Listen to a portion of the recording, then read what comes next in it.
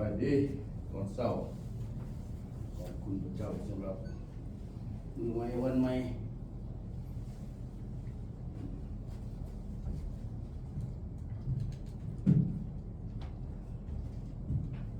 ครบหอบ7 วันก็มาพบกันอีกก็ขอบคุณพระเจ้ายิ่งแต่เพิ่นบอกในสมัยที่ว่าเกิด10 ปีจังเห็นหน้าเช้าพรรษาจะเห็นกันเทื่อหนึงเพิ่นว่าอันนี้หอดปันนั่นได้7 มื้อก็มาพบกันอีกนะขอบคุณพระเจ้าเป็นอะไรพี่น้องญาติพี่น้องไก่ทางไกลขอแค่เจหัวก็สบายดีบ่พี่น้องอยู่ทั้งบ้านกันจังไดลงไหลงนาบางคนก็ว่าน้ำท่วมน้ำไหลมันกาก็มีถามว่ามันแรงจนหนึ่งกล้าเต้นก่อนที่ไทยคือเป็นว่าแหละก็แรงมาหลายเดือนหลายมื้อเวลามันตกมาก็น้ำประท่วมมันนะแม่ขอบคุณพระเจ้าถึงว่าอันนี้คือทุกสิ่งเขาเห็นเอาเองผู้ใดเขาหมดสามารถเห็นเอาเองได้สร้างเองขึ้นมาได้มีจักสูบน้ำแต่น้ำบ่มีสิสูบมากคือเก่านะเป็นสั้นแต่ฝนตกมากก็สูบเอาน้ำก็ได้แต่บ่มีน้ำแน่นอนที่สูบใส่ก็บ่มีก็เฮ็ดบ่ได้อีกว่าผ่าบ่ลงฝนบ่ตกวันนี้ก็มาพบกันอีกพี่น้องเข้ามาในพระวิหารก็ที่ขอบคุณพระเจ้าที่ยังมีโอกาสคือการก็เฮาได้ตื่นเฮาได้นอนแต่วันหนึ่งเฮานอนลงไปแล้วก็ตื่นขึ้นมาก็ขอบคุณพระเจ้าเฮายังมีโอกาสได้ตื่นขึ้นมาเห็นท้องฟ้าวันใหม่เห็นแผ่นดินของพระเจ้าอีกเห็นหลายสิ่งหลายอย่างนี่ก็คิดถึงทุกคนญาติพี่น้องที่อยู่ห่างไกลทั้งไกลและใกล้ก็ฝากความหักแพงเด้อพี่น้องทุกคนที่กำลังเบิ่งนี่คือการถ่ายทอดชุดจากการศึกษาพระวจนะของพระเจ้าการฟังธรรมเทศนาการประกาศข่าวประเสริฐของคริสเตียนทุกชนชาติชนเผ่าในทั่วโลกนี้เอเมนขอบคุณพระเจ้าคิดถึงพี่น้องที่ผมมีโอกาสที่เจ็บที่ใครที่จากโลกนี้ไปแล้วที่บ่ท่านได้ยินบ่ท่านได้เห็นบ่ท่านได้ยินเรื่องของพระเจ้าถ้าพี่น้องยังมีชีวิตอยู่เวลานี้พี่น้องใส่โอกาสพังพระวจนะของพระเจ้าพังธรรมเทศนาของผู้ประกาศธรรมว่าเรื่องของพระเจ้านี่เป็นโอกาสของพี่น้องที่สมควรฟังก่อนจากโลกนี้ไปที่สมควรได้ยินในเรื่องนี้นะเอเมนขอบคุณพระเจ้าถึงว่าเสียโอกาสไปหลายคนจะต้องจากโลกนี้ไปโดยที่บ่ฮู้จักหยังนั่นนะเรื่องท่านก็ว่าเขาบ่จักหยังเหมือนจากโลกนี้ไปตายไปแล้วก็โอ้ยคนนั้นกลับมาเกิดคนนี้กลับมาเกิดชีวิตที่วนเวียนไปมาในความคิดแล้วก็ตกอยู่ในเฮาอีกนะเพราะเฮาบ่จักทางสิไปนะทางเฮาเองเฮาก็บ่ฮู้ทางคนอื่นไปเฮาก็บ่รู้จักฉะนั้นจึงว่าชีวิตต้องกลับไปกลับมาอยู่ในโลกนี้ว่าหมุนเวียนไปคือเก่าเอเมนขอบคุณพระเจ้าความจริงแล้วชีวิตนี้มันบ่ได้หมุนเวียนไปหมุนเวียนกลับมาอีกเหมือนดังสายน้ำที่ไหลลงไปแล้วบ่มีเวลาวนกลับมาอีกเอเมนขอบคุณพระเจ้า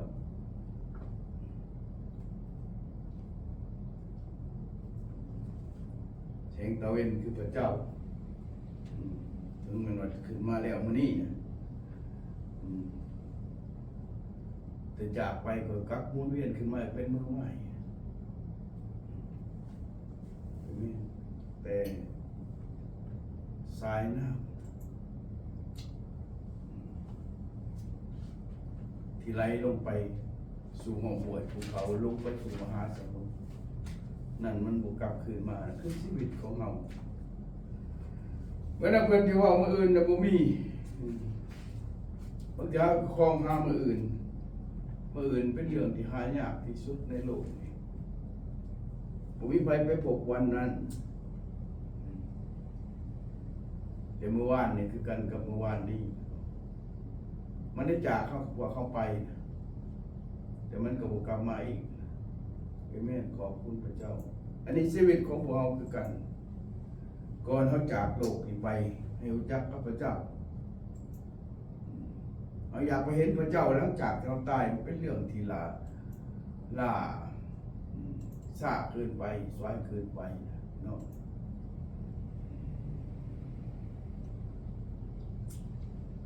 เขาจึงอยากรู้จักพระเจ้าก่อนหลังจากโลกนี้ไปอย่างน้อยถ้าทานบ่เชื่อนะทานก็ได้ยินเรื่องข่าวประเสริฐที่เพิ่นได้กล่าวไว้ในทุกวันในทุกโอกาสถ้าพี่น้องว่าท่านได้เชื่อก็จริงให้พี่น้องมุดสาพังพระวจนะของพระเจ้าถ้าผู้ที่เชื่อแล้วนะเห็นแล้วก็อยากพี่น้องถ้าพี่น้องเป็นผู้ที่เชื่อพระเจ้าพี่น้องบ่มีโอกาสไปถึงญาติที่พี่น้องผู้ใดก็แล้วแต่หัวหมวยภูเขาอยู่บ้านเล็กเมืองน้อยฝากให้พี่น้องกดไลค์กดแชร์ในคำเทศนาการศึกษาบทนะของพระเจ้าให้ไปถึงพี่น้องของท่านเอเมนขอบคุณพระเจ้าแล้วพระเจ้าจะอวยพรท่านเมื่อท่านได้นั่นคือการประกาศของท่านการฮู้เรื่องของพระเจ้าเอเมนขอบคุณพระเจ้าเมื่อนี้เป็นผู้ค้าจึงหลายเถื่อเขาก็คิดว่าผู้ค้าขึ้นมาในวันนี้ก็แต่เมื่อก่อนก็ห่วงชีวิตของตัวเองชีวิตของครอบครัวแต่จากวันนี้นะหากไม่เมื่ออื่นเราจะอยู่ในใส่ว่าจังสั้นนะแต่ขอบคุณพระเจ้าเมื่ออื่นบ่มีนะในโลกนี้คือหลังจากเขาจากโลกนี้ไปใต้จากโลกนี้ไปจะเห็นในมือนั่นวันที่เขาคลองคอยอยู่ดังนั้นการตัดสินใจที่เข้ามาในพระวิหารของพระเจ้าเสื้อพระเจ้าหับเอาพระเจ้าหับเอาพระเจ้ามาเป็นพาผู้โพธิให้พ้นเพราะพระเจ้าเป็นผู้ให้ความรอดพ้นเป็นเจ้าของเมื่ออื่นคือพระเจ้าเป็นเจ้าของอนาคตและเป็นเจ้าของปัจจุบันนี้เอเมนขอบคุณพระเจ้าบ่มีจักสิ่งที่บ่มาจากพระเจ้าพระเจ้าเป็นพระเจ้าของทุกสิ่งสารพัดสิ่งที่มาจากก็มาจากพระเจ้าฉะนั้นมื้อนี้ผู้ข่ายจึงมาบอกว่าพี่น้องเฮาคือคนบาป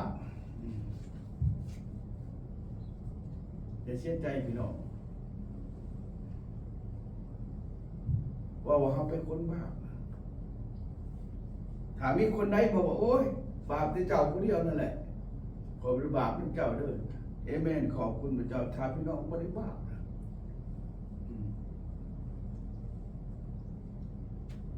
แต่ว่าอย่าลืมว่า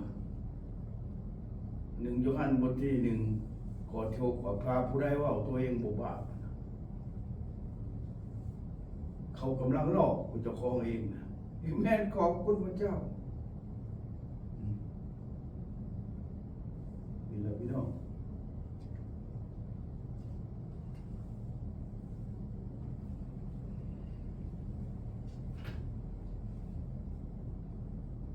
ถึงเวลาที่พวกเราควรจะสำนึกตัวเองว่าตัวเองเป็นคนบาปเห็นไหมดังนั้นจังหวะพวกข้าถึงมาตั้งบทแบกปันมื้อนี้จังหวะนครที่เต็มไปด้วยความบาปภาคที่สองเห็นไหมขอบคุณพระเจ้า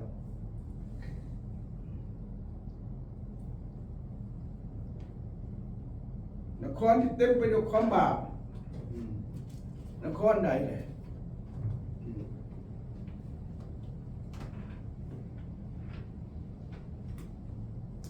คือเฮาเองนี่แหละที่เต็มไปด้วยความบาปมันมีแต่ความบาปอยู่ในเฮาความบาปบ่ได้เป็นต้นเป็นโตที่มาลงใส่เฮานะ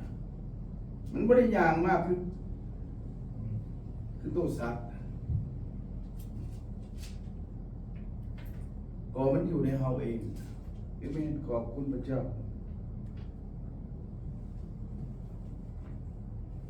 ฉะนั้นจังหวะพี่น้องมีพระคัมภีร์ในพระธรรมโรมบทที่3พี่น้องเปิดไปอ่านเป็นข้อสังเกตที่ว่าพระคัมภีร์ว่าเฮาเป็นคนบาปหรือเฮาเป็นคนอะไรนะ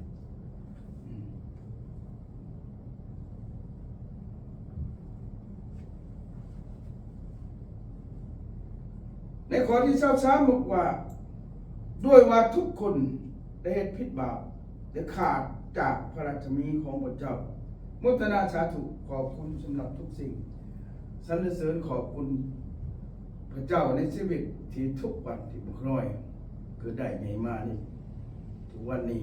ยังมีโอกาสได้เห็นแผ่นดินของพระองค์ทุกวันยังมีอายุมันขวัญยืนยังมีอายุยืนยาวมาถึงทุกวันนี้ยังได้อยู่กับพระเจ้ายังได้เห็นแผ่นดินอันอุดมสมบูรณ์ผ่านมาทุกวันบุคน้อยยืนอยู่ในทุกคนทุกแห่งก็ด้วยอำนาจและฤทธิ์เดชของพระเจ้าคือลมหายใจที่พระเจ้าทรงประทานให้ขอบคุณสำหรับทุกสิ่งพระองค์ยังได้อภัยหมู่ขน้อยความบาปที่พวกเราเห็นทุกวันพระองค์ให้อภัยการกระทำมันชั่วร้ายของหมู่ขน้อยพระองค์ให้อภัยชีวิตจากโลกนี้ไปขอขอบคุณพระองค์ที่พระองค์คอยเผาเบิ่งแยงในการกระทำของหมู่ขน้อยการเห็นผิดเห็นบาปการอยู่การกินการนอนการปากการเมาการเห็นสารพัดสิ่งเป็นทีนารังเกียจแก่พระเจ้าแต่พระองค์ทรงหักหมู่ขน้อยบ่มีวันจืดจางขอบคุณพระองค์สำหรับทุกสิ่งในพระนามพระเยซูคริสต์เจ้าเอเมนในทางศาสนาผู้เข้าในเมื่อก่อนนะขนมผู้ใดเป็นคนผิดคนบาปเพิ่นก็บ่อยากเบิ่งนะ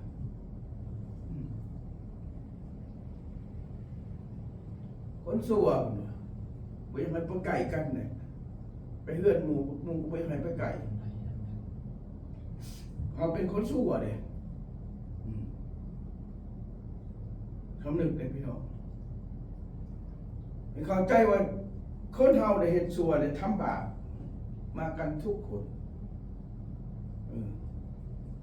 ต่างแต่วิธีการทำบาปวิธีชอบใจของมนุษย์ก็ไม่การทำบาปที่ให้มนุษย์บ่มักก็ไม่เห็นไหมขอบคุณพระเจ้า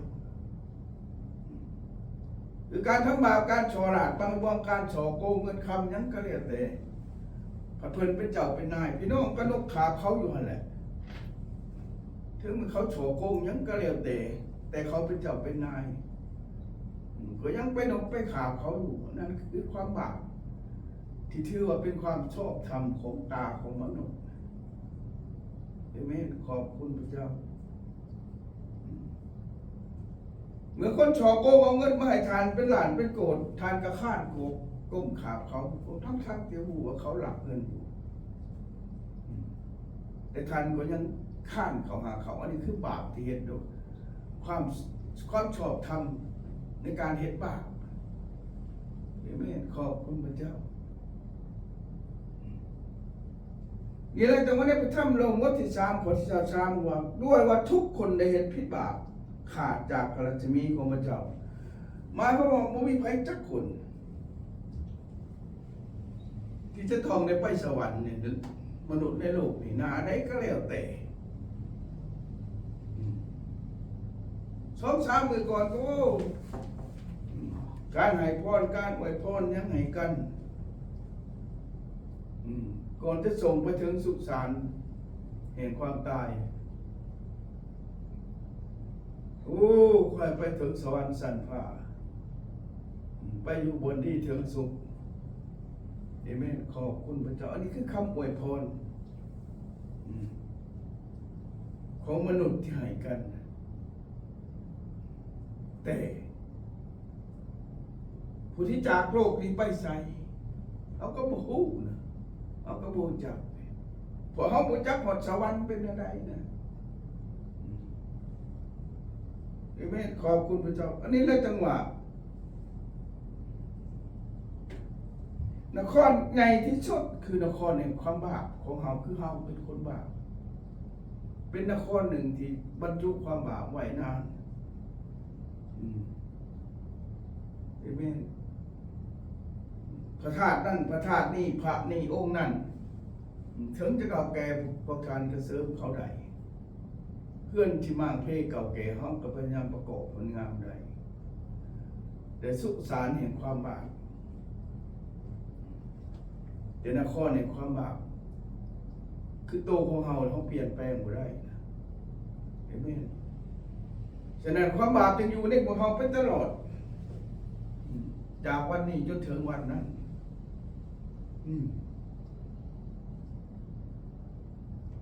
แต่ความบาปมันจะนำไปถึงไสล่ะนำไปถึงความตายเอเมนขอบคุณพระเจ้าในบทที่6วันนี้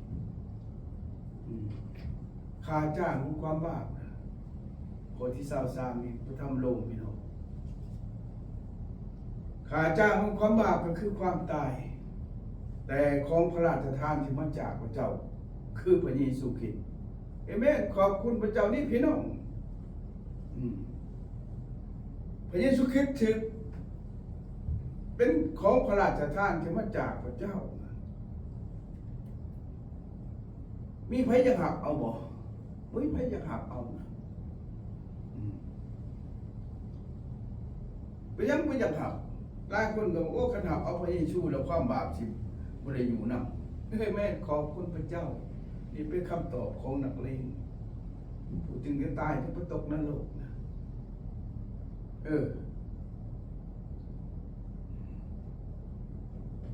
เป็นนั่นนะพี่น้องมาโบสถ์จะบ่ได้กินเหล้าหักเอาพระเยซูย่านความบาปนี้ปะ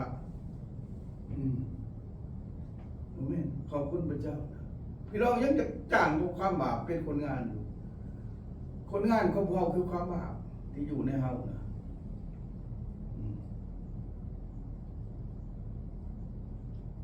แต่ตะเบ็ดมันเป็น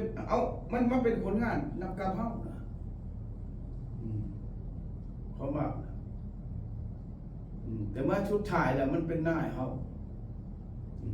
ฉะนั้นทานตรงไหลมันออกจากการทำงานของมันเริ่มต้นจากมันมาอยู่ตรงนี้ไหลความบาปออกจากการในชีวิตของท่านเอเมนขอบคุณพระเจ้า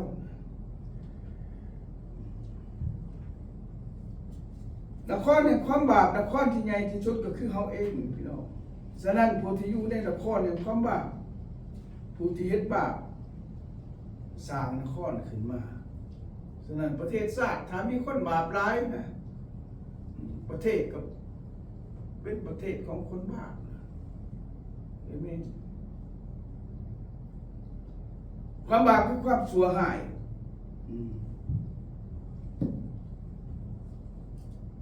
ความบาปโมเมนต์ชีวิตจะเห็นให้เขาเจริญทางนี้ความบาปจะเห็นให้เขาทุกอย่าง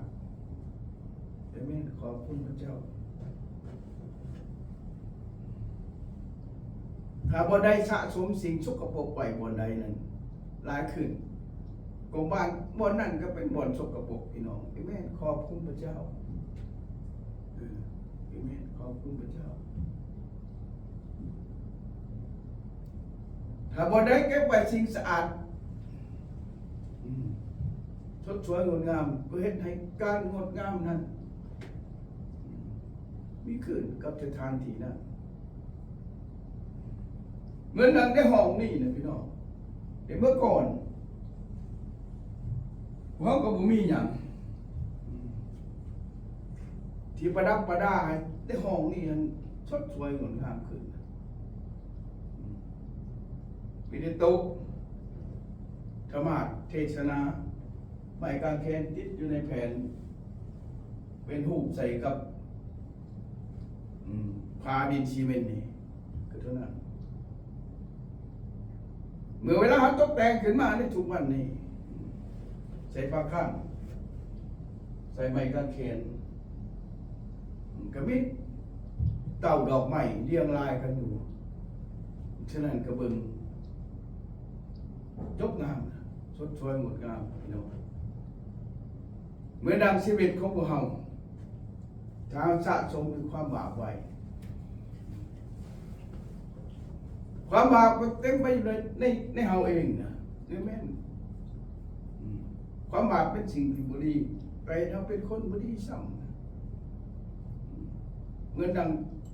ที่อยู่อาศัยประเทศชาติบ้านเมืองบ่ได้ที่เต็มไปด้วยความบาปบ่นั้นก็ซับซ้อนวุ่นวายแม่นขอบคุณพระเจ้าแม่นความบาปเป็นสิ่งที่เฮาบ่ปรารถนาแต่เฮาก็ได้สร้างขึ้นมาเอง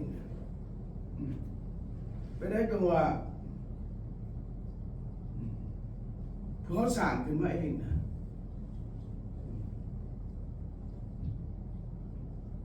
พระเจ้าก็ได้ให้อาดัมมีความบาปตอนที่เราเกิดขึ้นมานั่นคนแรกพระเจ้าเห็นให้เขาเป็นบริสุทธิ์แต่เพียงแต่เขาเป็นคนที่บ่นับถือข้อห้ามของพระเจ้าก็เห็นให้เขาเป็นบาปเลยพร้อมกับบาปมาทุกวันนี้แม่ขอบคุณพระเจ้าฉะนั้นเมื่อพระเจ้าสร้างโลกได้ขึ้นมาพระเจ้าก็สร้างได้มีข้อห้ามหลายอย่างคือได้ประวัติศาสตร์ของพระเจ้าก็มี10ประการ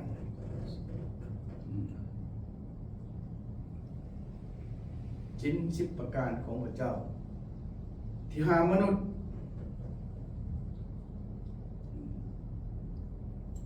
มาเฮ็ดมาทำให้นับถือพระเจ้ายังกระเลียบแต่หลายอย่าง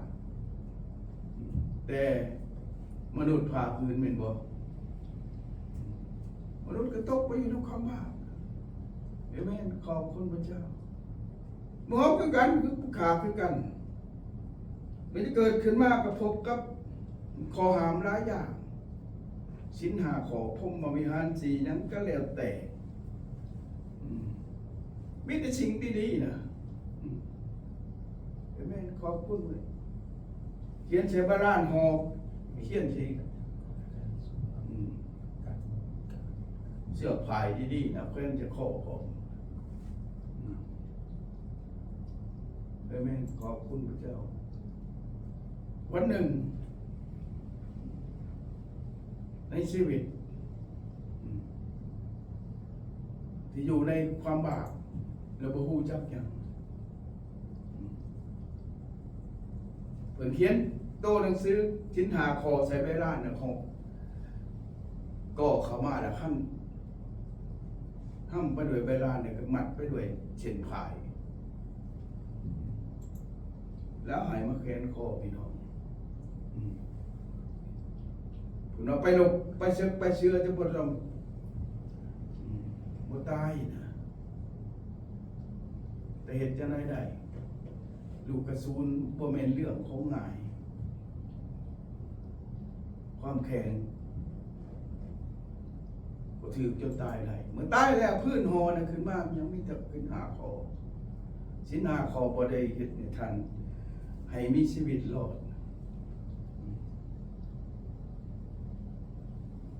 พอได้หาคอนเพื่อนให้ปฏิบัติบ่ปฏิบัติให้ลูกนี่ก็บ่เจริญนี่พี่น้องเอเมนขอบคุณพระเจ้าฉะนั้นจังหวะพวกเขามีหลายอย่างที่พวกเขาเห็นปฏิบัติอะไรฉะนั้นข้าจึงบอกว่าทุกสิ่งมันเต็มไปด้วยความบาปในตัวเขากลายเป็นนครที่เต็มไปด้วยความบาปเอเมนขอบคุณพระเจ้า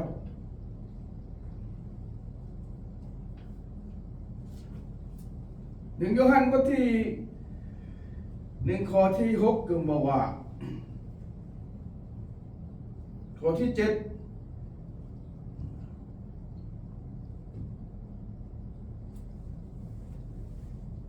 ถ้าเฮาทั้งหลายว่าพวกเฮาบ่มีบาปพวกเฮาก็หลอกตนเองและความจริงบ่ได้อยู่ในนั้นอยู่ในพวกเฮาแม่ขอบคุณพระเจ้าแม่นบ่พี่น้องในข้อที่8ว่าอย่างนั้นถึงข้อที่7ก็ว่าแต่เฮาทั้งหลายก็ดำเนินชีวิตอยู่ในความสว่างเหมือนอย่างพระองค์ทรงสถิตอยู่ในความสว่างพวกเฮาก็ร่วมสมาธิธรรมซึ่งกันและกันและพระโลหิตของพระเยซูพระบุตรของพระเจ้าพระองค์ก็ชำระล้างเฮาทั้งหลายจากผิดบาปหมดสิ้นเอเมนขอบคุณพระเจ้าถ้าอยู่ในพระเยซูนะพระเยซูชำระบาปเอาเมื่อเวลาชำระพระองค์ชำระล้างบาปแล้วมันโมโหมืดโมโกหังขึ้นมาคอยบ่แม่นคนบาปได้เพราะว่าข้าเจ้าบ่แม่นคนบาปเจ้าก็หลอกพระเจ้าเองในข้อที่8นะเอเมนขอบคุณพระเจ้านี่แหละพี่น้องบุญไผจักคนในโลกนี้บ่มีบาปถือศีลอดอาหารสิยังก็แล้วแต่น่าเป็นห่วงบ้านเมืองชะตากรรมของบ้านประเทศชาติบ้านเฮาคนโอ้เป็นยังจังบ้านเรื่องจังเป็นจังซี่ยุ่งยากทับชนบุญวายเด้อเอเมนขอบคุณพระเจ้าห้องไก่ห้องเนื้อโดยเฉพาะในปัจจุบันนี้เป็นอะไรพี่น้องเป็นคริสเตียนอยู่ในประเทศลาวนะ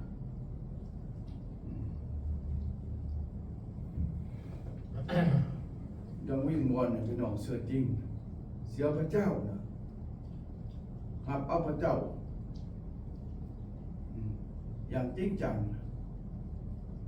อธิษฐานเพื่อแผ่นดินของท่านนะอาเมนขอบคุณพระเจ้า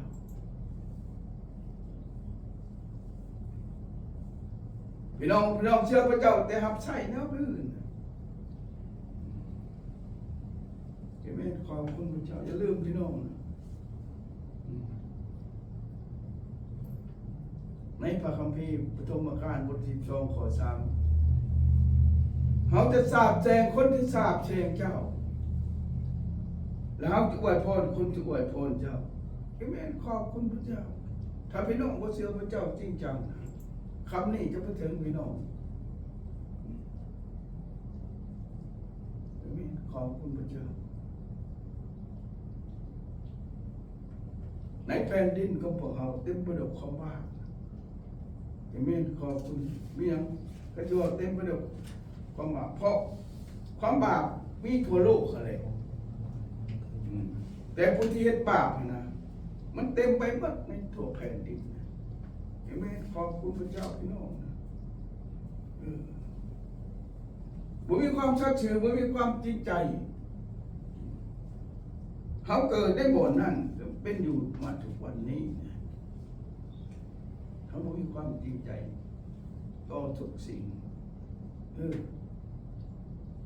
อาเมนขอบคุณพระเจ้า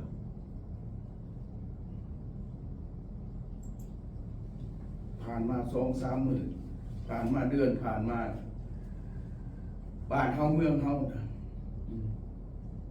ก็ทับซ้อนวุ่นวายลูกหลานก็เต็มต้นโยนนี้โอ้ อพยพเขาไปในประเทศไทยอย่างหมื่นนาพาขับพี่น้องเป็นเลยเป็นด้วยความบ้าเอเมนขอบคุณพระเจ้าการกระทำบาปในแผ่นดินของเราเพชรในแผ่นดินของเราห้อนไปเอเมนขอบคุณพระเจ้าไม่ได้เชื่อพระเจ้า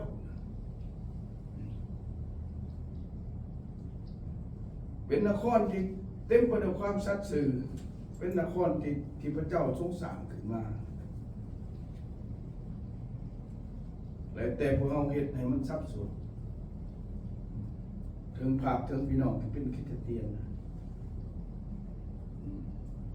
ะพี่น้องจริงใจทางด้านฝ่ายจิตวิญญาณเพราะพระเจ้าเป็นวิญญาณพระเจ้าบ่ได้แม่นทรัพย์สินเจ้าบ่แม่นสมบัติพระเจ้าบ่แม่นเงินที่เราถือได้ฉะนั้นจังว่าทุกสิ่งถ้าเราบ่เชื่อพระเจ้าด้วยจิตวิญญาณด้วยจิตด้วยใจของเรานะพระธรรมการบทที่12ข้อ3จะมาหาท่านเห็นไหมขอบคุณพระเจ้า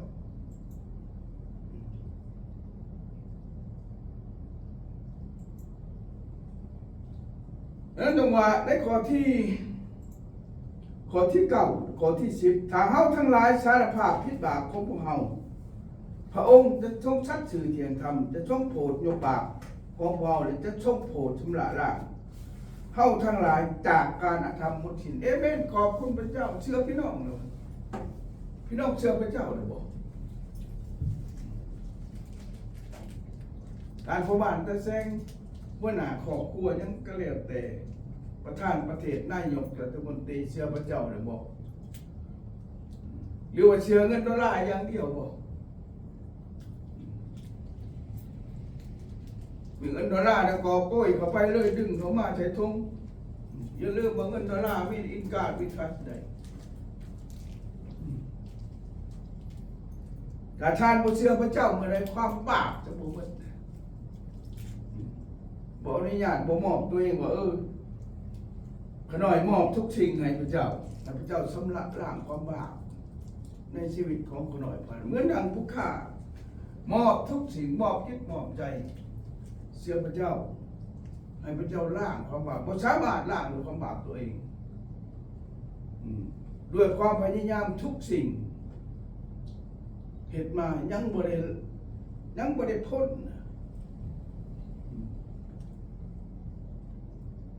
ความบาปยังติดอยู่นะแต่แม่ขอบคุณพระเจ้านี้องค์พระเยซูคริสต์มาอยู่ในใจทุกวันนี้นะเหตุแห่งความบาปจางหายแม่ขอบคุณพระเจ้าท่านนี้ท่านมีพระเจ้าหรือยังมีพระเยซูอยู่ในใจหรือยังแม่ขอบคุณพระเจ้าเพื่อนวันขอเก่าเพื่อนว่าขักบาปถ้าเฮาทั้งหลายสารภาพผิดบาปของเฮาของพวกเฮา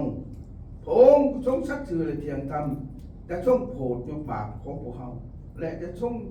โปรดชำระล้างเฮาทั้งหลายจากการอธรรมหมดสิ้นเอเมน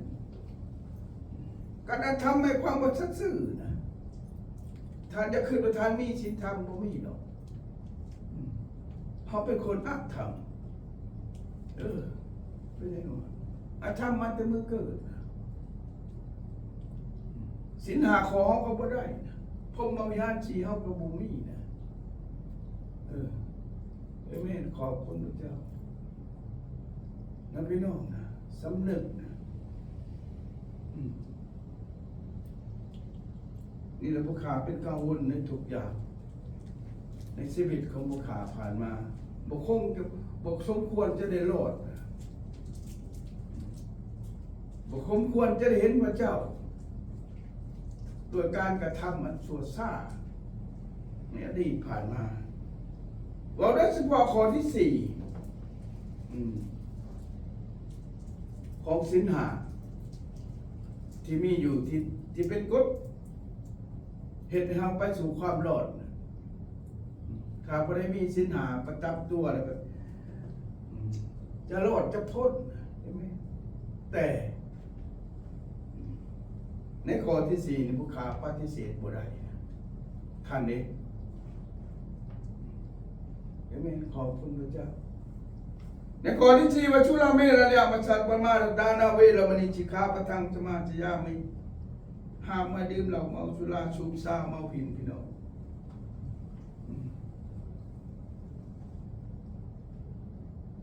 แต่ทุกวันนี่นะเบิ่งพระคัมภีร์ในทรงเขาไปประเทศลาวนะชาวบ้านลาวเห็นเอาไปทิ่มนะเก็บไปเผาไผ่สมบูรณ์ประชาชนของในบ้านลาโคกตังไว้นำตังไว้โคก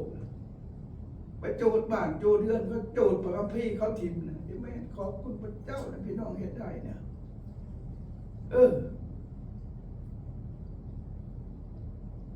แต่บ้านท้องถิ่นกฎจากกฎหมายขึ้นมาเห็นเขา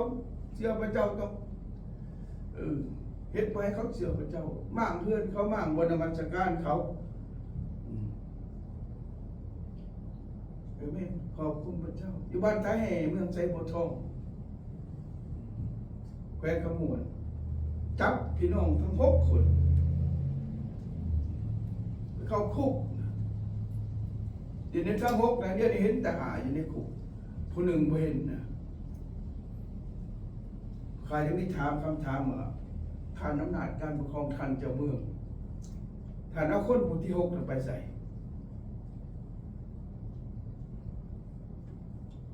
เขาเชื่อพระเจ้ามีความผิดอะไรขอให้ท่านให้คำตอบต่อพระเจ้าอย่าตอบผู้ข่าเนี่ยก็แล้วกันท่านเจ้าเมืองไซโบทองท่านเจ้าแขวงขมวดท่านนายกสอนชัยศรีบันดรท่านทองรุ่นศรีสุริตประธานประเทศคนผู้ที่6นั้นไปใส่เขาเชื่อพระเจ้าถึงขันเขาหายโตบ่เป็นไงขอบคุณพระเจ้าอันนี้คือพระคัมภีร์ที่เขาอ่านนะมีไว้สำหรับอ่านในประวัติเป็นประวัติศาสตร์ของพระเจ้าแต่ถือเผาพ่ายถิ่นประเทศลาวเขามีบอลพิมพ์หนึ่งพระวจนะของพระเจ้าพระคัมภีร์ฉบับนี้นะถือพิมพ์มองในปี1973พี่น้องอยู่ประเทศลาวหอการพิมพ์หนังสือแห่งศาสตร์ของเวียงจันทร์แต่ก่อนนับแต่นั้นมาก็บ่ได้มีเอเมนขอบคุณพระเจ้าอันนี้คือความจริงที่อยู่ในที่นี้พระเจ้าอยู่ในประวัติของพระเจ้ามีประเทศลาวบ่ได้ญาติให้พิมพ์หนังสือนี่ออกมาเพราะบ่อยากให้คนรู้ความจริงแต่ประเทศลาวผลิตเหล้าขึ้นมาหลายประเทศ2,000 ล้านลิตรต่อปีพี่น้องหรือแม่ขอบคุณพระเจ้า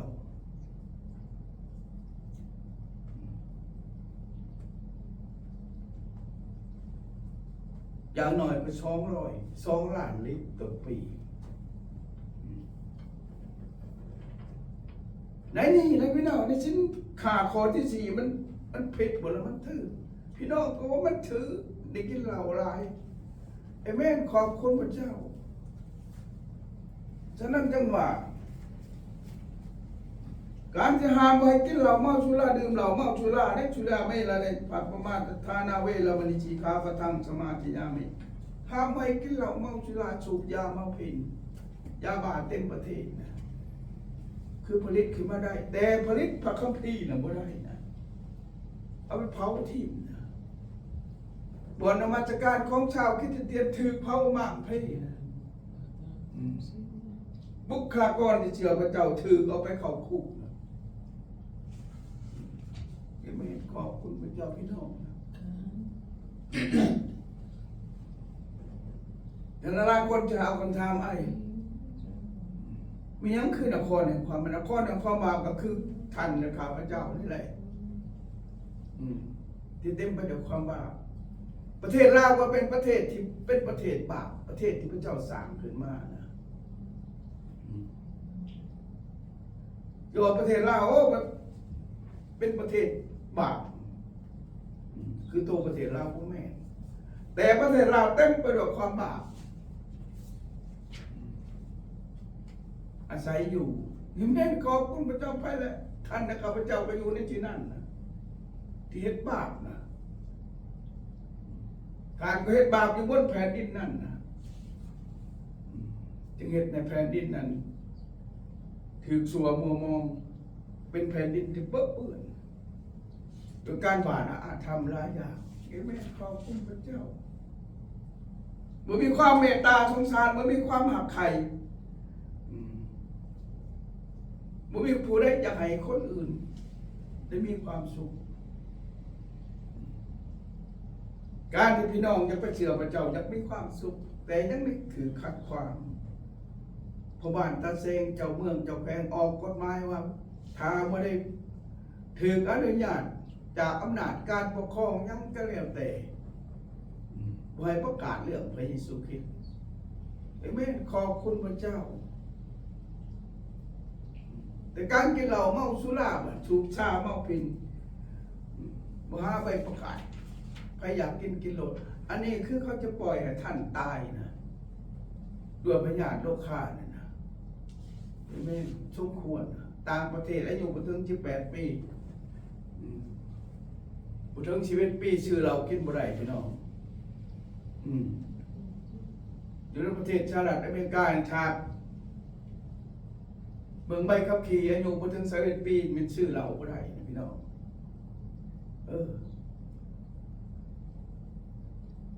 แต่ประเทศของพวกเขาประเทศลาวนะเกิดขึ้นมาหัวผลยาขึ้นมาเนี่ยมันกินโหลดเราไม่ขอบคุณพระเจ้ามันสมมติมันเต็มไปด้วยความบาปได้แล้วได้ไม่ขอบคุณพระเจ้า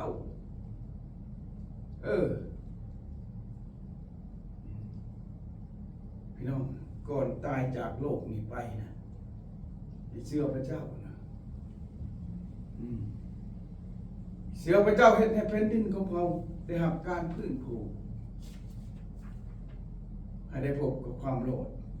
มีความเมตตาสงสารมีความกรุณามุทิตาเกิดขึ้นในแผ่นดินเดี๋ยวนี้มึงไม่นะความปรารถนาอยากให้คนอื่นมีความสุขกับบุ้มี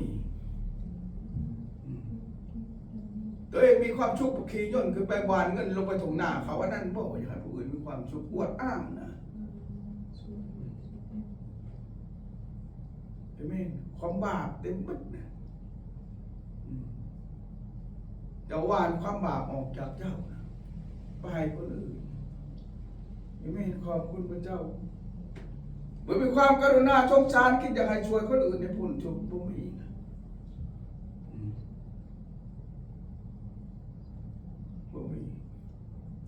เขาจะมากินเฮือนก็จะไม่บอลอยู่แถมจะไปหมั่งซ้ำนะผู้ที่เขาพบกับความสุขหรือไม่ขอบคุณพระเจ้า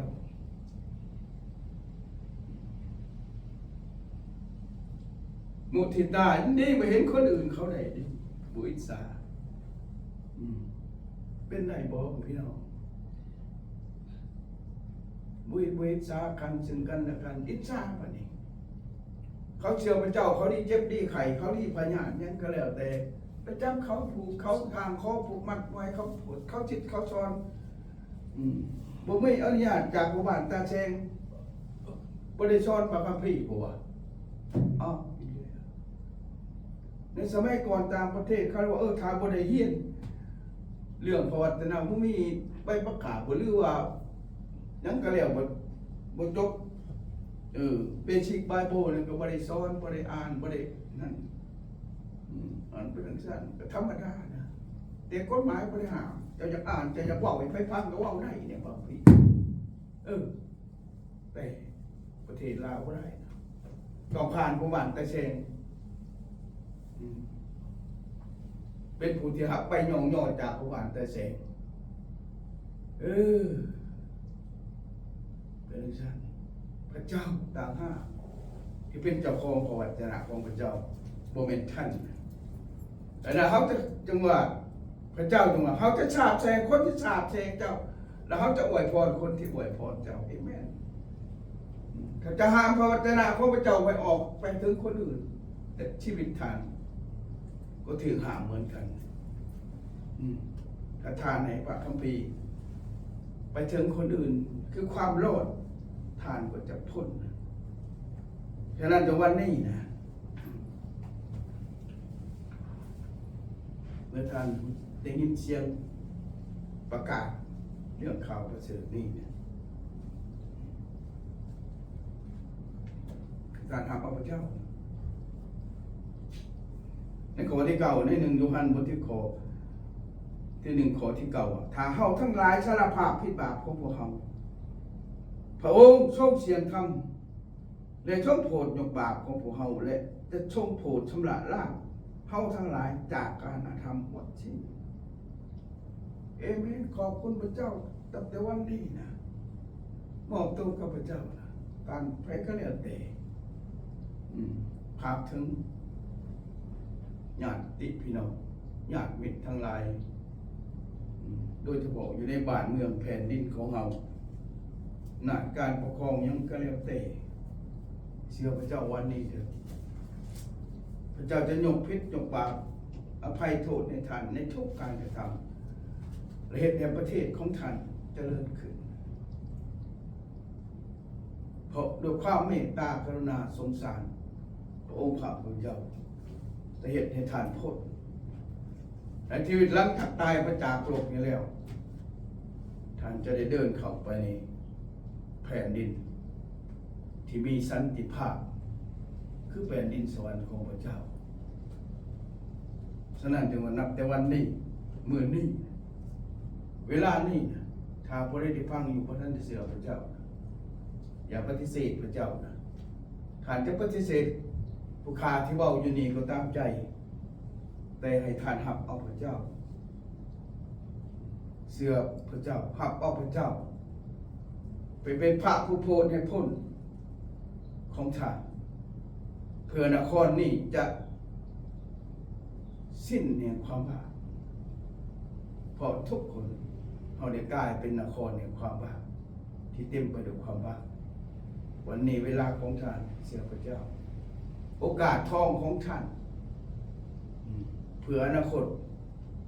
ในชีวิตหลังจากตายจากโลกนี้ไปท่านจะพ้นมุทนาสาธุขอบคุณสำหรับทุกสิ่งในพระนามพระเยซูคริสต์ผู้ทรงประชนอยู่พระองค์ชำระล้างความผิดความบาป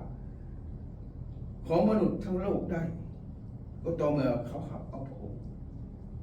ขอบคุณสำหรับทุกสิ่งสำหรับพระวจนะของพระเจ้าแต่ชีวิตของมุขร้อยอยู่ในโลกนี้โดยจิตวิญญาณที่มาจากพระเจ้าที่ทรงนำมุขน้อยวันนี้มุขน้อยอยู่ทุกคนทุกแห่งใครก็แล้วแต่กำลังนมัสการพระเจ้ากำลังเบิ่งคุกเข่าลงบอกว่าวันพระเจ้าเราเป็นคนบาปต้นโตของคนน้อยชีวิตของบุคคลน้อยเหมือนนครเนี่ยความผิดเต็มไปด้วยความบาปขอพระองค์จงสำลักล้างขน้อยด้วยเถิดหับเอาขน้อยเขาไปอยู่ในอ้อมอกของพระองค์โปรดขน้อยพ้นสำลักทุกสิ่งที่ขน้อยทำมาโดยการอ้างทำทุกอย่างแต่วันนี้พระหับว่าพระองค์เป็นพระเจ้าเป็นเจ้าชีวิตเพื่อจะได้นำความรอดพ้นมาถึงมุขน้อยเราจึงมอบทุกอย่างไว้กับพระองค์ไว้พระนามของพระองค์จงศักดิ์สิทธิ์เป็นสิ่งที่ศักดิ์สิทธิ์อยู่ในมุขน้อยทั้งหลายไว้ความบาปถือสำลักล้างด้วยอำนาจและฤทธิ์เดชอันยิ่งใหญ่ของพระเจ้า